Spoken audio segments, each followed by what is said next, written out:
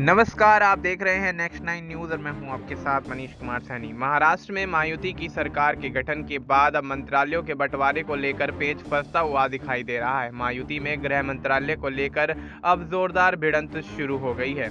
गठबंधन के सहयोगी दल शिवसेना और एनसीपी इस विभाग के लिए आमने सामने आते हुए दिखाई दे रहे हैं। शिंदे गुट के नेता गुलाबराव पाटिल ने सरकार गठन के कुछ समय बाद ही यह ऐलान कर दिया था कि उनकी पार्टी के पास डिप्टी सीएम का पद तो आ गया है, अब गृह मंत्रालय जैसे बड़े विभाग भी उनको चाहिए। यह मंत्रालय अब तक देवेंद्र फडणवीस के पास था, जिसकी चाह अजीत पवार गुट भी रख रहा है। ऐसे में अजीत पवार गुट के नेता ने गुलाबराव पर निशाना साधा है।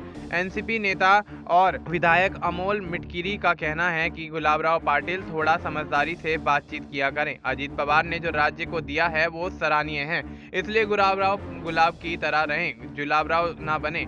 वहीं एनसीपी नेता ने एकनाथ शिंदे के नेता को चेतावनी देते हुए यह भी कहा कि ऐसी बातें करने से मंत्रालय नहीं मिलता, संभल कर रहें। दरअसल पहले एकनाथ शिंदे के डिप्टी सीएम पद स्वीकार करने पर भी संशय बना हुआ था, लेकिन शपथ ग्रहण समारोह के कुछ समय पहले ही एकनाथ शिंदे उप मुख्यमंत्री बनने के लिए राजी हो गए। हालांकि उन्होंने अपनी इस पार्टी के लिए कई विभागों की मांग की है, जिस पर अब तक सहमति नहीं बन सकी है। माना तो ये भी जा रहा है कि इसी असहमति के चलते सरकार के गठन में समय लग गया। मंत्रालयों के बंटवारे पर अगर मुंबई में बात नहीं बनी तो दिल्ली में एक बार फिर महायुति की बैठक हो सकती है। एकनाथ शिंदे गुट के नेताओं के साथ साथ अजीत पवार गुट ने भी मंत्रालयों की लिस्ट तैयार कर ली है।